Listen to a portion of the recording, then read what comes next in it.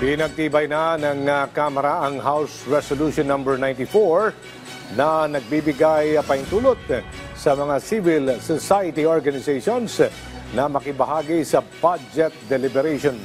Kahapon nagpulong na rin ang mga opisyal ng Kamara at the Department of Budget and Management bilang paghanda sa turnover ceremony ng National Expenditure Program.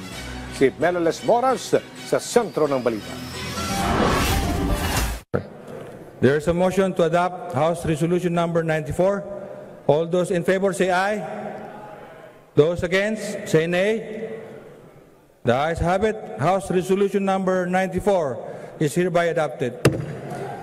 Lusot na sa plenaryo ng Kamara ang House Resolution number 94 na magpapatibay sa partisipasyon ng civil society organizations bilang official non-voting observers sa budget deliberations ng Kamara. Layo nitong gawing mas bukas pa sa publiko ang talakayan ukol sa pambansang pondo. Ayon kay House Speaker Martin Romualdez na isa sa mga nagsulong ng resolusyon, siguradong mas malakas na ang boses ng taong bayan ngayon sa 2026 national budget dahil na rin sa mas transparent na proseso.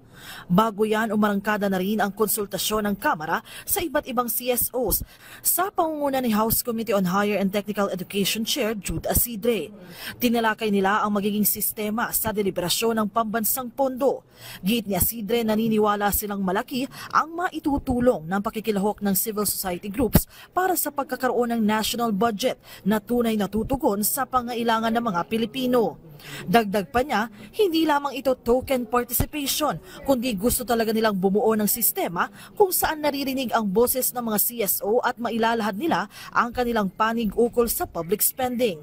Kasabay niyan, nagpulong na rin kahapon ang mga opisyal ng Kamara at Department of Budget and Management bilang paghanda sa formal turnover ng proposed 2026 National Expenditure Program. Inaasang magaganap ito sa August 13. Sabi ni House Secretary General Reginald Velasco, kabang-abang ang pagtitipong ito kaya't puspusan na rin ang kanilang preparasyon. Melales Moras para sa Pambansang TV sa Bagong Pilipinas.